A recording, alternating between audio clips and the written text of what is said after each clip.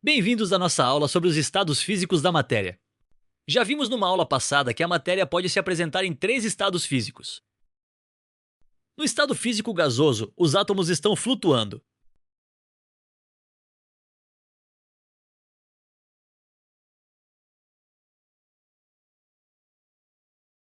No estado físico líquido, os átomos estão soltos, mas não estão flutuando.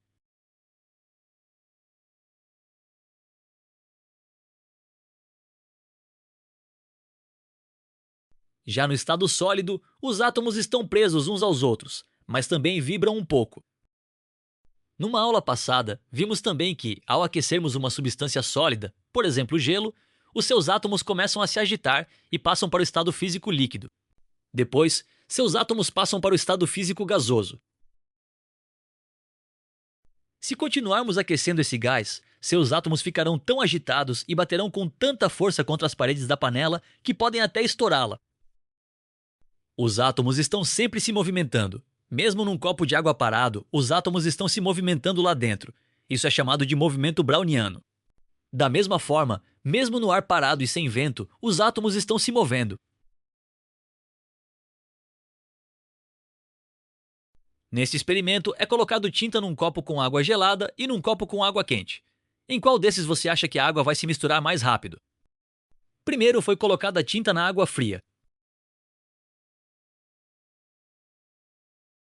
Agora está sendo colocada tinta na água quente. Veja em qual dos dois a tinta se mistura mais rápido.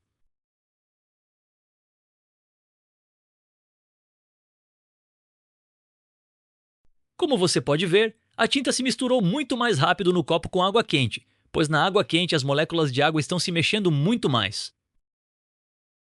A água pode se encontrar em três estados físicos: gasoso, líquido e sólido. Este é um vídeo mostrando como a água passa do estado líquido para o estado sólido. No estado líquido, as moléculas de água estão vibrando loucamente, mas ao passarem para o estado sólido, ou seja, para o estado de gelo, as moléculas de água ficam mais ou menos paradas e se organizam num padrão geométrico que, em química, se chama de cristal. Vamos ver agora os nomes das transformações de estado físico da água.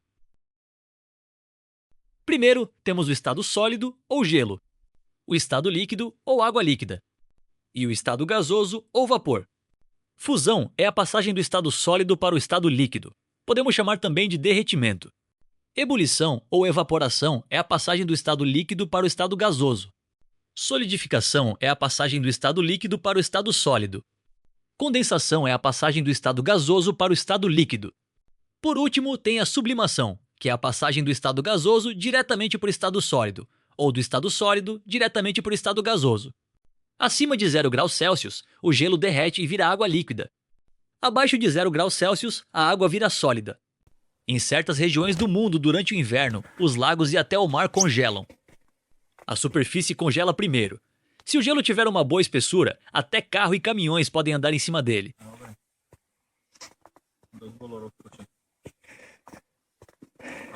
A água ferve a 100 graus. O interessante é que, se você aumentar o fogo, a temperatura da água não passará de 100 graus.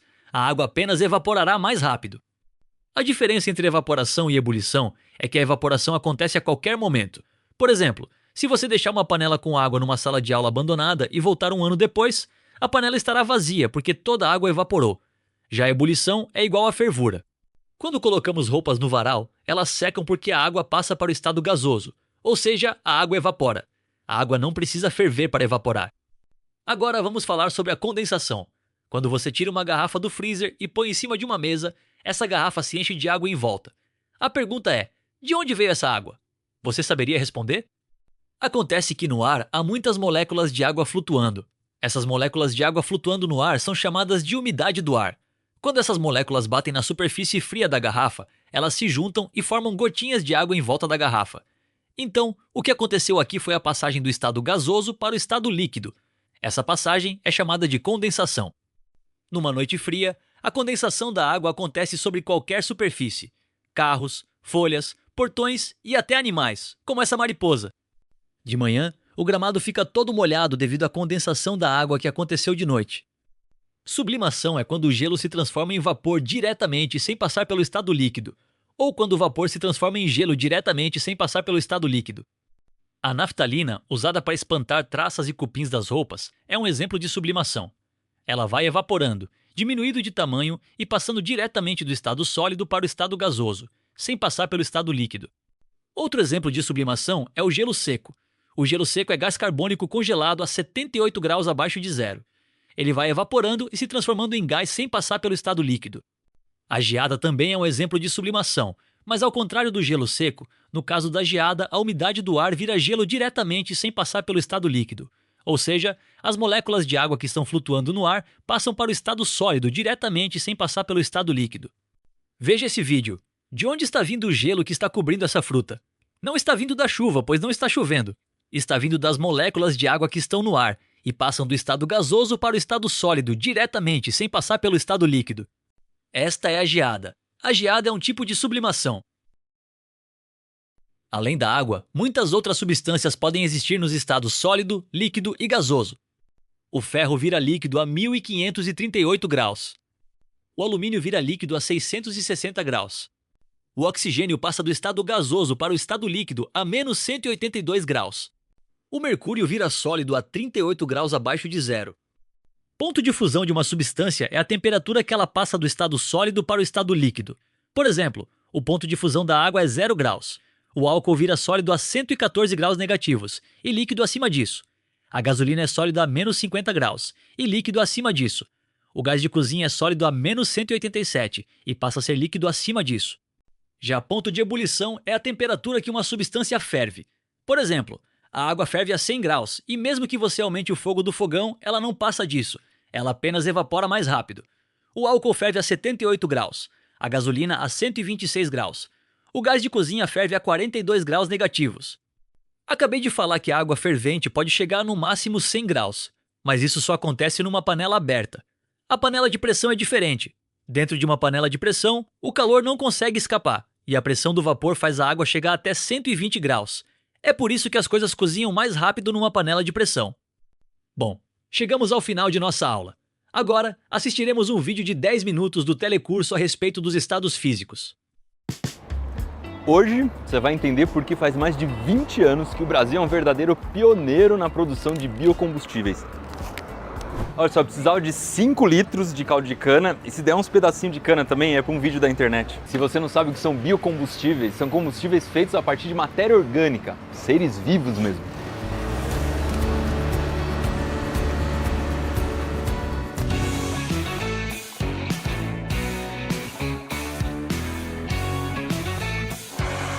Quem está com a gente mais uma vez no vídeo de hoje é a Volkswagen, que é a fabricante de carros que você já conhece e que está sempre apostando em novas soluções para a mobilidade sustentável. No primeiro vídeo dessa série, a gente falou sobre o ciclo do carbono, que é o movimento que esse elemento faz entre a atmosfera e os seres vivos, servindo como uma espécie de bateria da natureza. E a gente viu também que esse ciclo é muito delicado. E se a gente tirar muito carbono de um lugar e jogar para o outro, como a gente está fazendo com as emissões descontroladas de gás carbônico, a gente pode ter muitos problemas. Então hoje a gente vai falar de uma das soluções para esse problema, os biocombustíveis. Um nome estranho, mas você já deve ter ouvido falar de algum deles: etanol, biodiesel, biometano. Eles vêm de seres vivos. E essa é a grande vantagem deles, porque além de serem renováveis, eles emitem no fim das contas bem menos gás carbônico que os combustíveis comuns. E você já vai entender por quê. Desses três que eu falei, por exemplo, o biodiesel, ele é produzido a partir do óleo vegetal. A gente já mostrou aqui no Manual do Mundo e funciona super bem para carros que seriam abastecidos com diesel. Aqui no Brasil já é obrigatória a mistura de uma quantidade de pelo menos 12% de biodiesel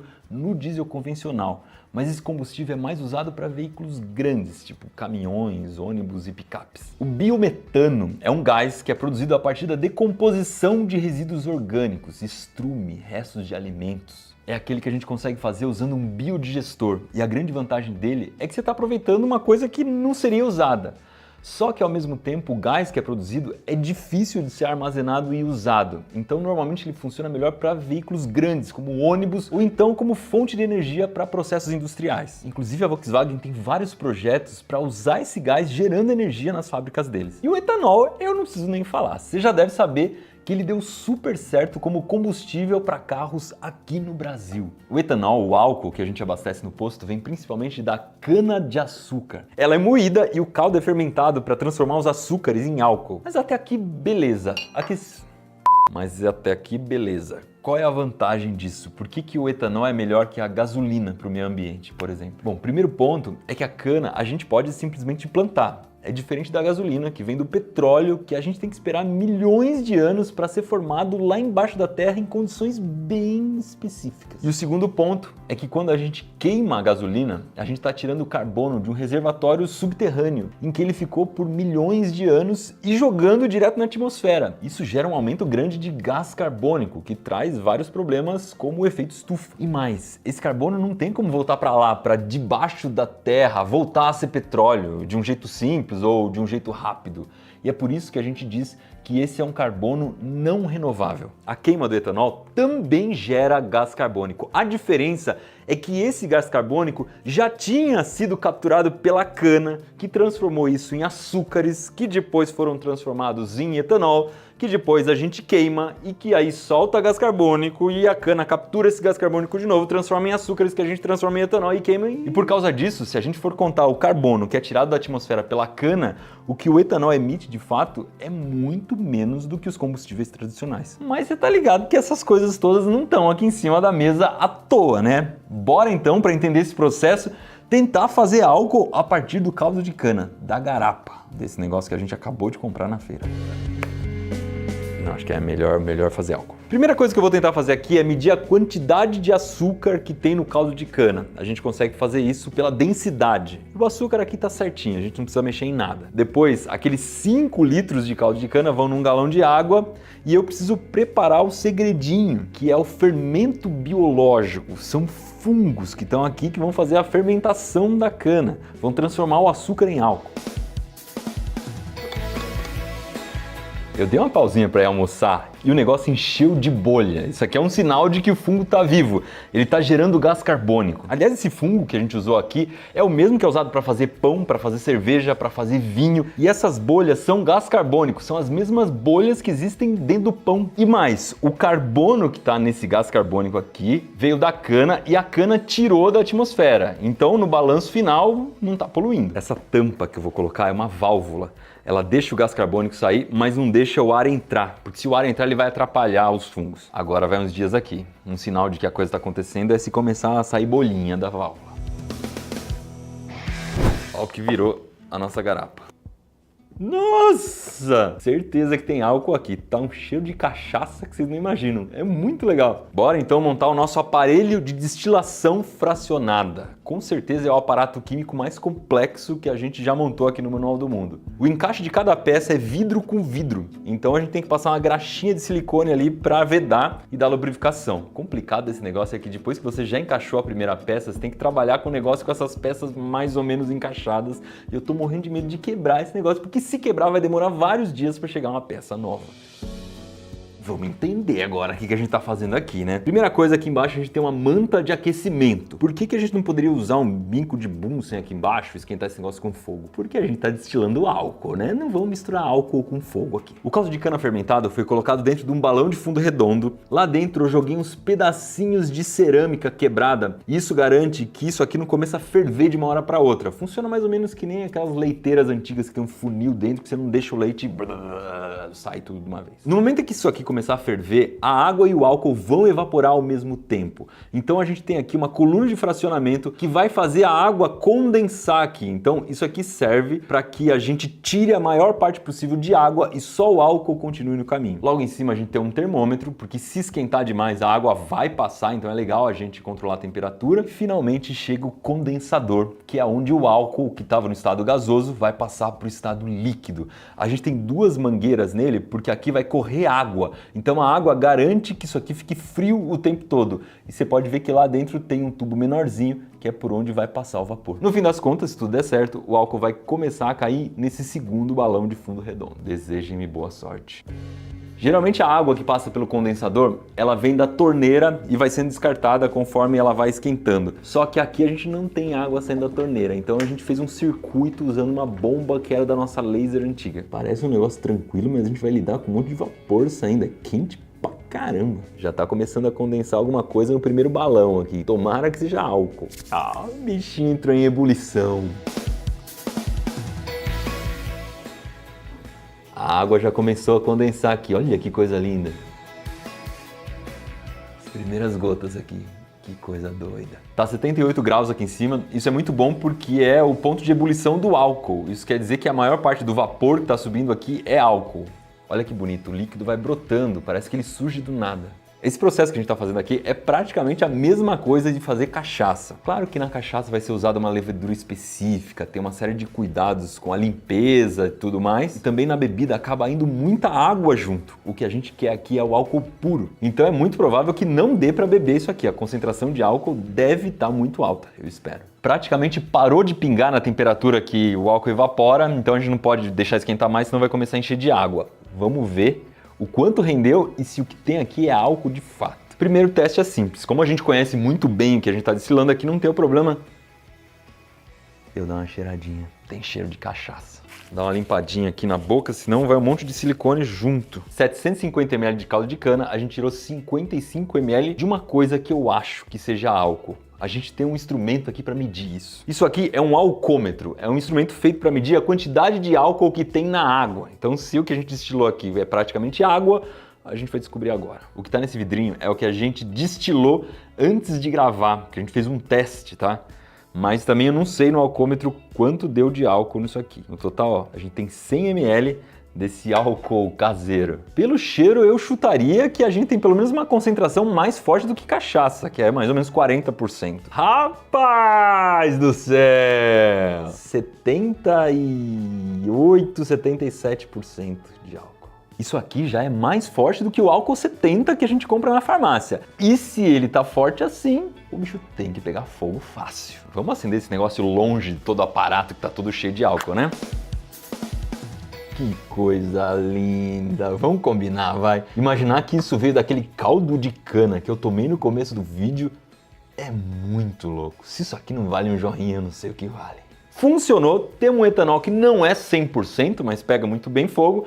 Então, se eu quisesse, eu poderia jogar isso aqui no tanque de um carro a gasolina e seria um combustível muito mais sustentável, certo? O motor que funciona em etanol é um pouco diferente do motor a gasolina e não tem nada a ver com a potência em si, mas principalmente com a quantidade de ar que precisa ser misturada para fazer a queima de cada um desses combustíveis. O primeiro carro a álcool no Brasil foi testado em 1925, mas a ideia não fez muito sucesso, principalmente porque nos anos seguintes a gasolina ficou muito barata. Mas nos anos 70 aconteceu uma crise do petróleo e aí o Brasil começou a colocar um pouco de álcool na gasolina como uma forma de diminuir a dependência do petróleo. E isso continua até os dias de hoje, com 27% de etanol anidro, etanol sem água, que são adicionados obrigatoriamente na gasolina. Também foi nessa época que o governo começou a estimular a produção de etanol como combustível e nessa década que se produziram os primeiros carros a álcool em grande escala no Brasil. Mas o etanol arrebentou mesmo como combustível a partir de 2003, com a criação do primeiro carro flex, o Gol Total Flex, que foi desenvolvido pela Volkswagen do Brasil. Esse pioneirismo da tecnologia brasileira trouxe muitos benefícios que duram até hoje. Por exemplo, um motor que roda com gasolina brasileira, misturada com 27% de etanol, emite 131 gramas de gás carbônico por quilômetro rodado.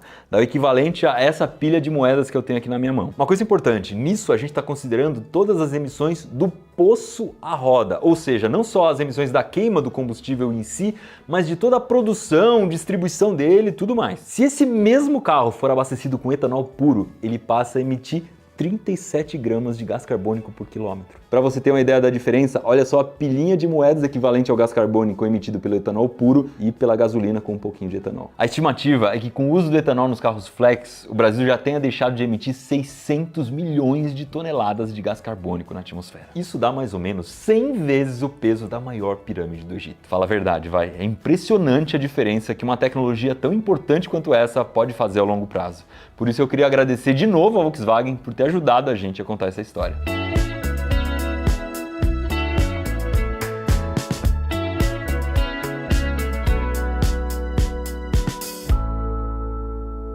O etanol, o álcool que a gente abastece no porco.